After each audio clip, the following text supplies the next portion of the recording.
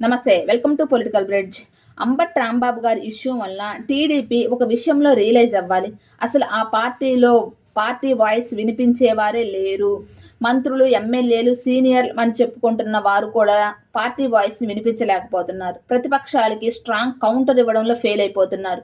అసలు వాళ్ళ వాయిస్ ప్రజల్లోకి వెళ్ళడం లేదు. ఇక్కడ టీడీపీ రియలైజ్ అవ్వాలి ఈ విషయంలో. ఇప్పటికైనా పార్టీ వాయిస్‌ని బలంగా వినిపించే వారిని ఎన్నుకోవాలి. కానీ కలిసొచ్చిన అంశం ఏంటంటే, గల్లా మాధవి గారి రూపంలో పార్టీకి బలమైన వాయిస్ దొరికింది. ఈవిడ మాట్లాడిన మాటలు చాలా కన్విన్సింగ్‌గా మాట్లాడారు. అంబటి రాంబాబు గారింటికి ఆడవారిని తీసుకెళ్లడం నిజంగా తప్పే. కానీ ప్రెస్ మీట్‌లో గల్లా మాధవి గారు మాట్లాడిన మాటలకి అందరూ కన్విన్స్ అయిపోయారు. అసలు వైసీపీ పార్టీ నుంచి ఒక్కరంటే ఒక్కరు కూడా ఖండించలేకపోయారు. అంత స్ట్రాంగ్‌గా రిప్లై ఇచ్చారు గల్లా మాధవి గారు.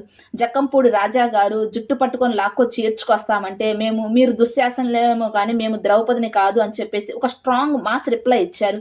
ఇంకా అంబటి రాంబాబు గారి కూతురు ఎవరైతే కాపు కులాన్ని తీసుకొచ్చి మాట్లాడిందో ఆవిడకి అసలు కులం విషయంలో మాట్లాడిన తీరు, గల్లా మాధవి గారి తీరు నిజంగా ప్రశంసనీయమే. వ్యక్తులుగా మాట్లాడిన దానికి క్షమాపణ చెప్పాలని మేము కోరితే మీరు కులాన్ని ఎందుకు తీసుకొస్తున్నారు అని చెప్పేసి ఒక స్ట్రాంగ్ కౌంటర్ ఇచ్చారు. కన్విన్సింగ్‌గా మాట్లాడారు. నిజంగా ఈ విషయంలో మాత్రం గల్లా మాధవి గారు మాట్లాడిన మాటలకి ప్రజలందరూ కన్విన్స్ అయిపోయారు.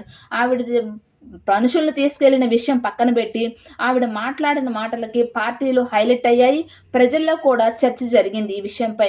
నిజంగా టీడీపీ గనక గల్లా మాధవి గారిని గనక ఎంకరేజ్ చేస్తే మాత్రం పార్టీకి బలంగా వాయిస్ వినిపిస్తుంది. వైసీపీకి పార్టీ వాయిస్ వినిపించే వారు చాలా మంది ఉన్నారు. జోగి రమేష్ గారు, అంబటి రాంబాబు గారు, రోజా గారు, పేర్ని నాని గారు వీళ్ళందరూ ఒకవేళ నెగిటివ్‌గా మాట్లాడినా, ఎలా మాట్లాడినా గానీ వాళ్ళ వాయిస్ అయితే ప్రజల్లోకి వెళ్తుంది. కానీ టీడీపీ పార్టీ నుంచి మాత్రం బలంగా వాయిస్ వినిపించే వాళ్ళే లేరు. గల్లా మాధవి గారి రూపంలో ఇప్పుడు టీడీపీ పార్టీకి బలమైన వాయిస్ ఉంది. ఏమంటారు?